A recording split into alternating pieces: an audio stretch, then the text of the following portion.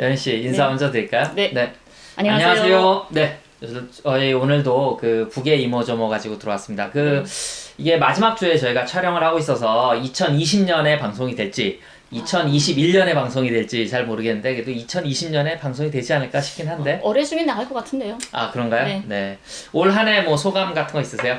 어떠세요? 가만 생각하니까 아직 일주일 남았어요. 그쵸? 네. 그래서 뭐 올해 소감?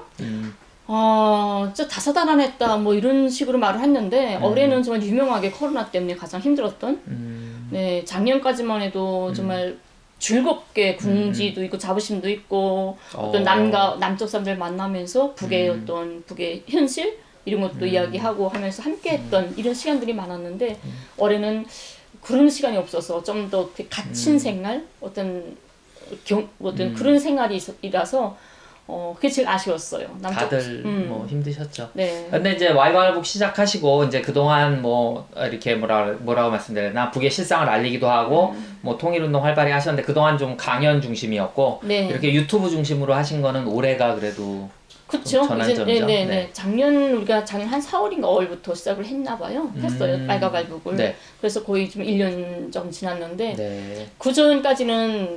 작년 초까지는 기본이 한 4, 5년 동안 강연을 위주로 했었죠.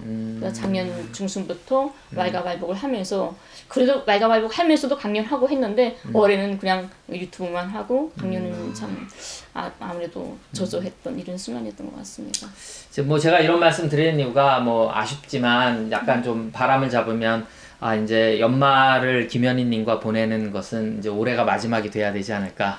그렇죠. 연말 보내는 건 마지막이었으면 좋겠고요. 남쪽에서 맞는 마지막 새해였으면 좋겠어요. 지금 새해만 돌아오게 되면 참 너무 슬프고요. 또 다른 분들은 어떨지 모르겠지만 저는 또 이런 감정이 있어요. 저 같은 사람은 여름 됐다가 겨울이 되잖아요. 그럼 집에서 긴 옷을 다 묻어놨다가 다시 또 이제 짧은 거 입었다가 또 긴 옷 바꿔 입고 이렇게 계절 옷을 바꿔 입는 시기가 있잖아요.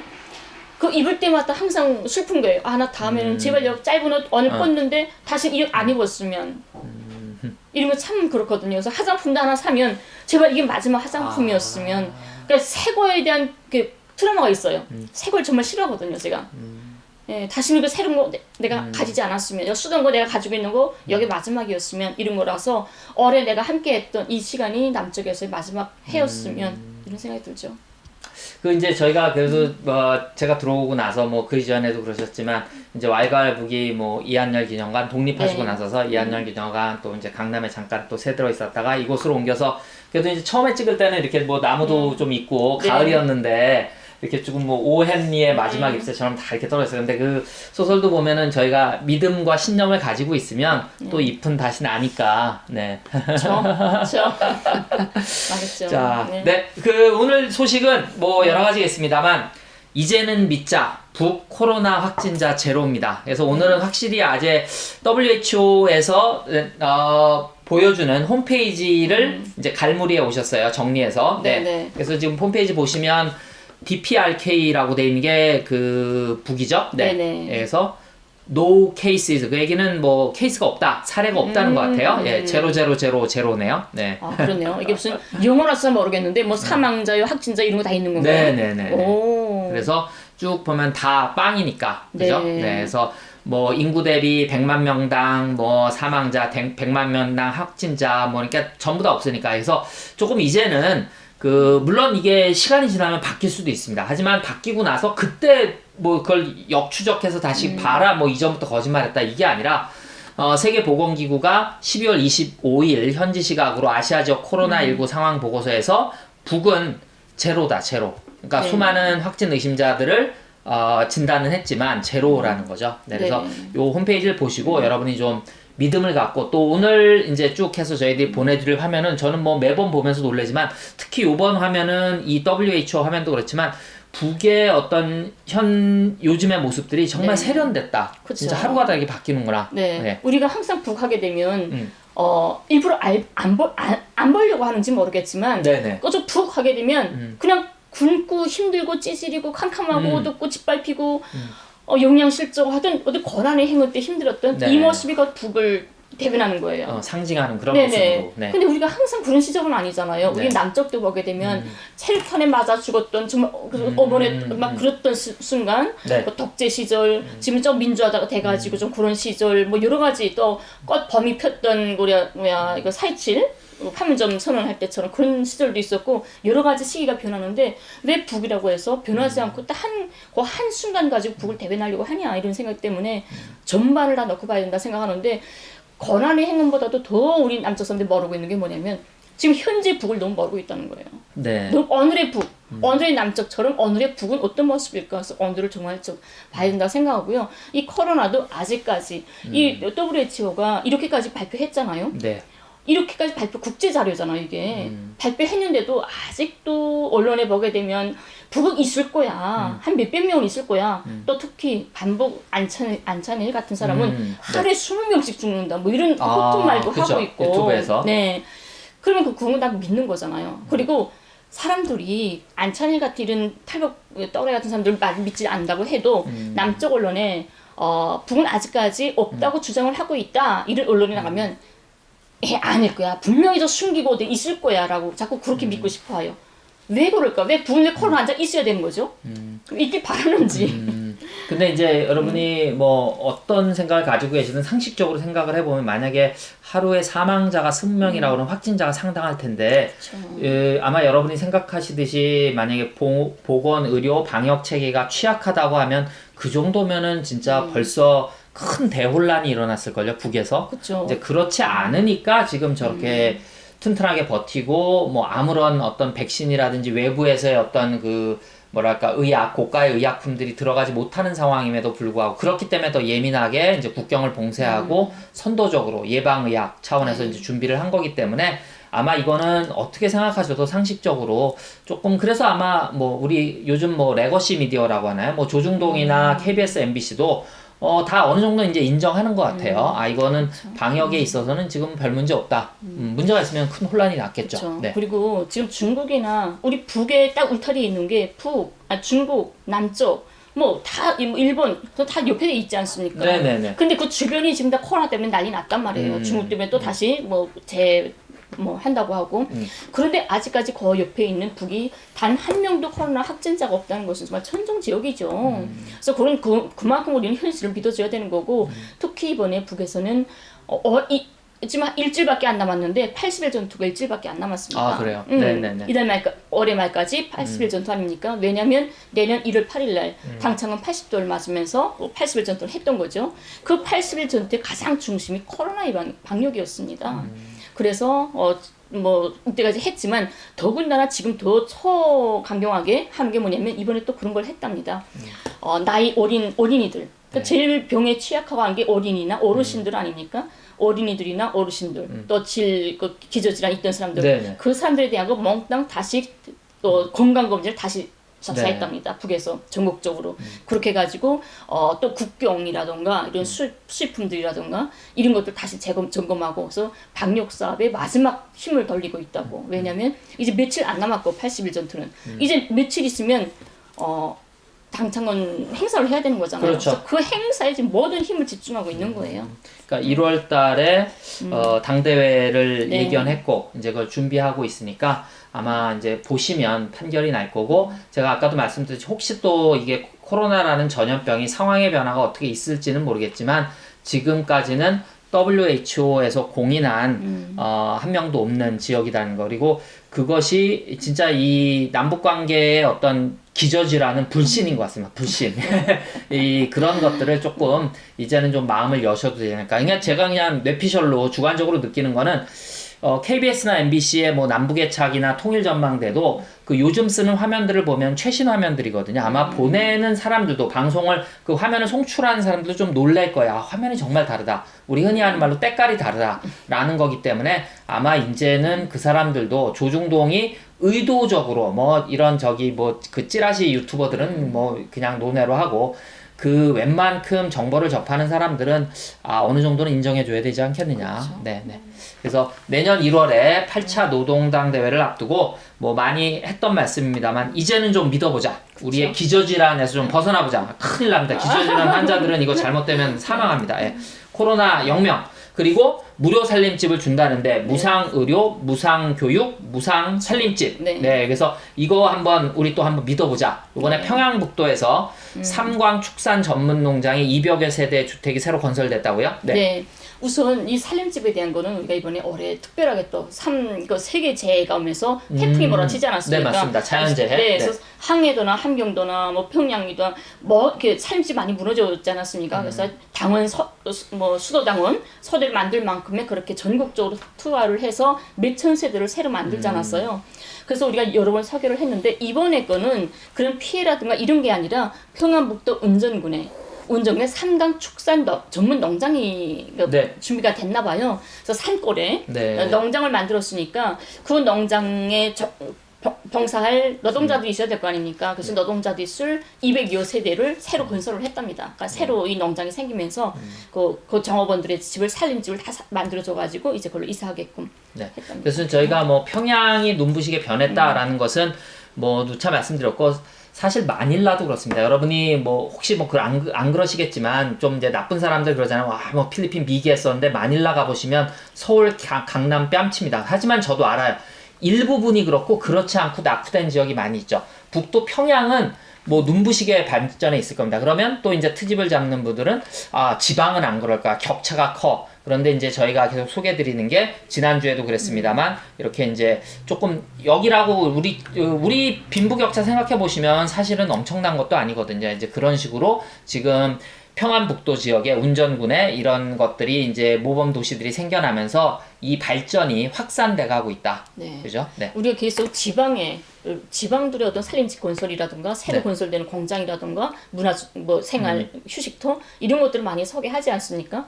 이번에도 이게 그 지방에 평안북도 산골에 농장이 생겼고 거기 노동자들을 농장 일할 정업원들을 위해서 새로 지었는데 그 집 자체가 새 문화주택이니까 여러 개 방도 여러 개고 또 부엌 창고 해가지고 이 주민들이 정말 편리하게 살 수 있는 여러 가지 지금 가구까지도 뭐 뗄 나무까지 딱 하고 딱 해줘가지고 사람이 딱 들어가 살 수만 있게끔 이렇게 다 해줬더라고요. 이 사진이 조금 있나요? 이미지가?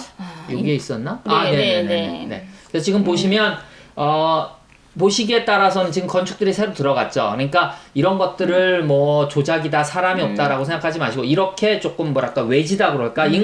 아마 그 땅덩어리는 넓은데 남한과 비교해서 거의 같거나 근데 거기에 지금 인구는 절반밖에 안 되니까 그리고 이제 좀 추운 지역이고 여기에 이렇게 그 건축물들이 들어갔고 아마 제가 볼 때는 대치동 음마 아파트보다 나을 겁니다.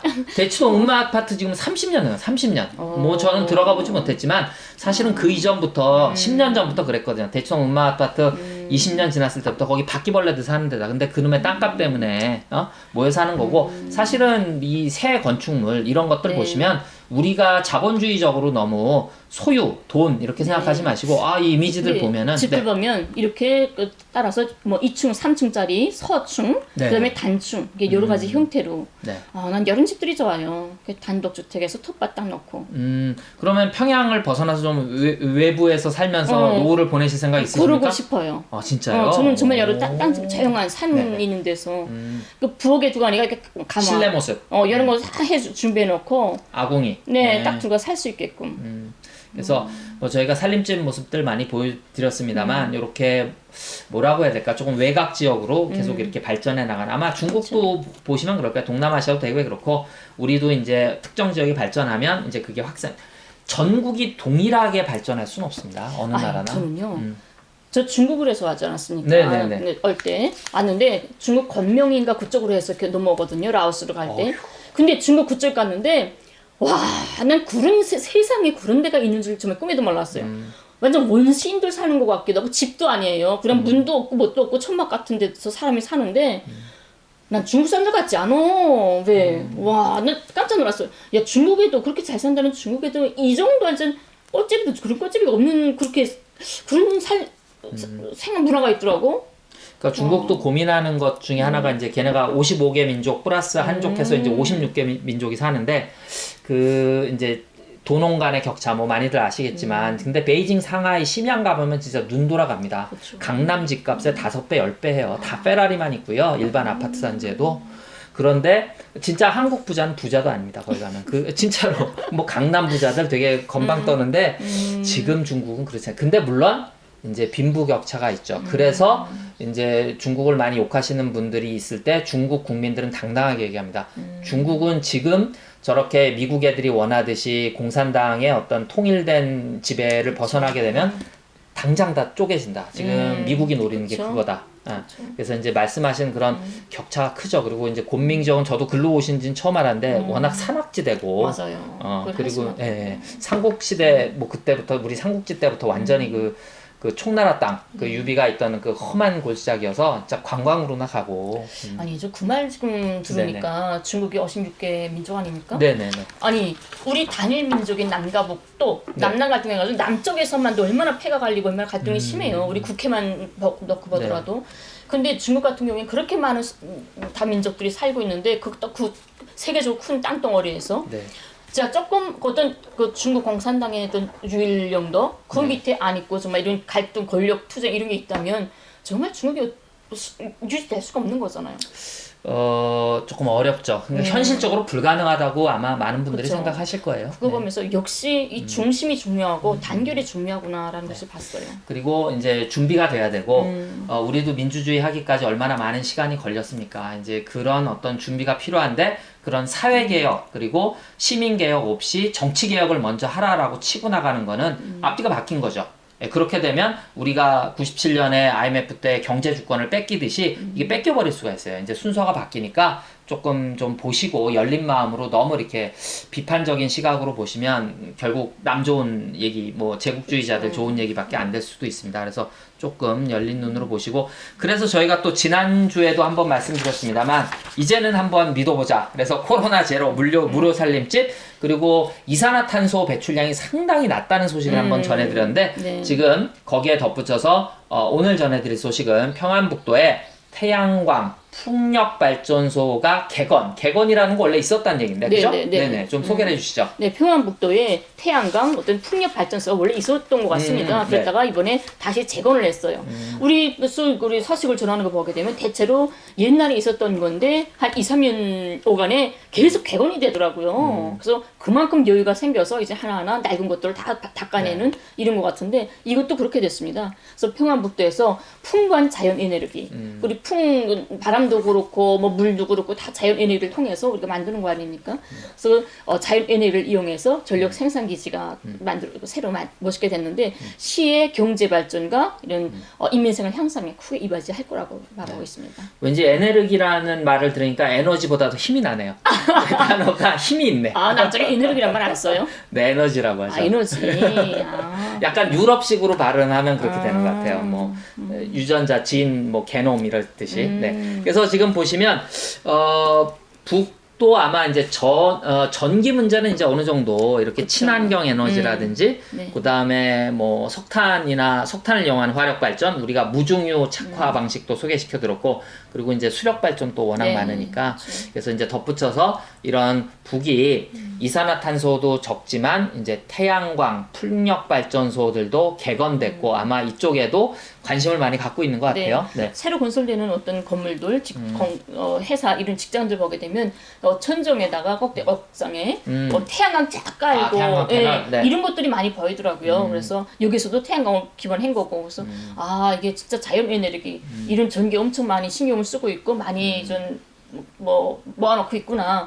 그러니까 이때까지는 국가가 전기를 주지 않으면 밑에서 해결할 방도가 없었던 거잖아요. 그래서 지방이나 평양도 그렇지만 교통수단 다 멈춰서고 석탄도 캐지 못하고 모든 게 다 멈췄었죠. 근데 이제는 국가가 힘들고 국가가 못 해주는데 우리 살생을 우리가 해야지 해가지고 모두 지자체마다 기관마다의 자기네 공장은 자기네가 먹고 살 수 있도록끔 이런 중소형 발전기들 다 만들지 않았습니까?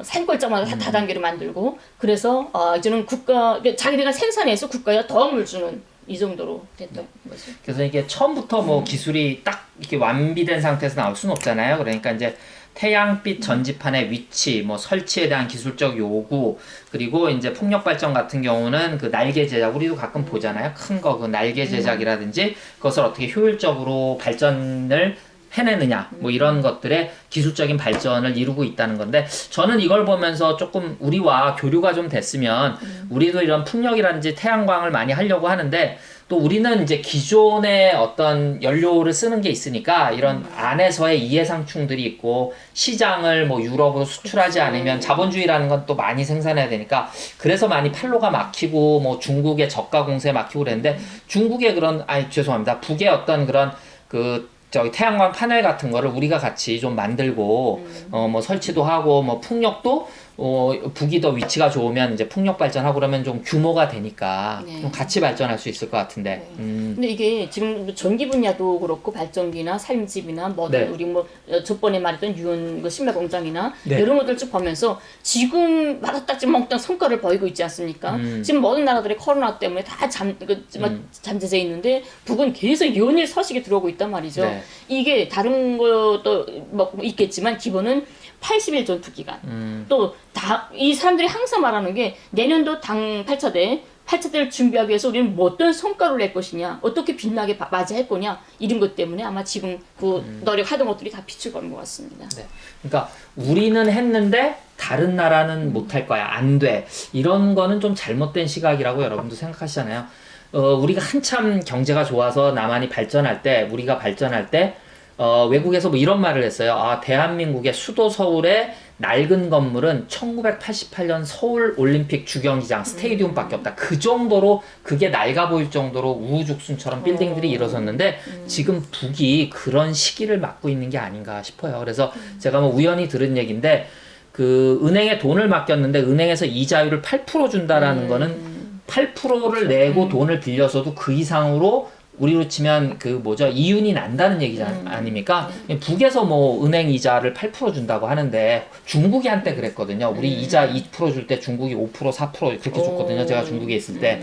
이제 그런 거를 보면 짐 로저스가 왜 자기가 북에 투자하겠다 이런 말을 하는지 이제 그런 것들이 조금 여러분 한번 새겨 들으시고 이거 뭐 진짜 따뜻한 마음으로 접근하지 않으셔도 이거 우리 방송 보고 니네 북으로 가라 욕하는 분들도 결국은 이거 기회 뚫리면 그 사람들이 제일 먼저 가서 투자할 겁니다 아마. 우선 그 사람들 둘째고 코투님이 북에다가 은행에 맡겨야 되는 거 아니에요? 이자 8% 대단해요. 가만 앉아도 이자만 먹고서. 제가 사실 그 생각했는데 내가 그 말은 못했는데 창피해서 이거 얘기하시면 어떡해요. 내가 너무 속물처럼 보이잖아. 그게 아니라 이게 민족 자본 차원에서 그죠. 민족 자본 차원에서 그런 거 남북 경제 결혼을 위해서 우리가 은행에 맡겨줘야 된다. 여러분 어떻게 같이 하시겠습니까?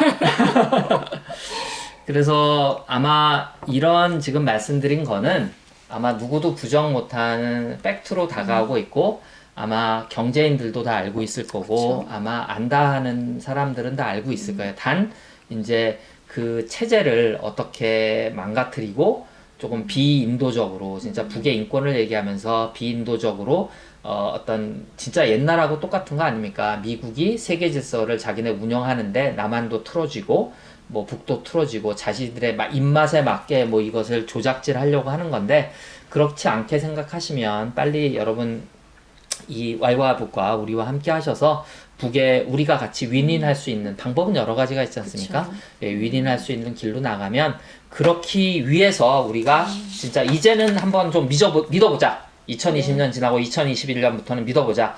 북의 방역 체계, 뭐 코로나도 없고 무료 살림집, 진짜 친환경 북 뭐 이런 거 한번 믿어보고 또 이제 우리 연희님 보내놓고 연희님 보러 한번 가서 좋습니다. 연희님 은행도 알려주시고 어디에 투자해라. 알겠습니다. 제가 현지 먼저 볼게요. 네, 그래서 뭐 그런 희망 섞인 생각을 하면서 뭐 이제 저희가 촬영하는 시점에서는 이제 금년이 조금 남았습니다. 방송이 나갈 때는 거의 다 되고 내년에 또 이제 다음 방송은 아마 내년에 찍을 것 같아요. 네, 그렇죠. 오늘 여기서 인사드릴까요? 네, 여러분 감사합니다.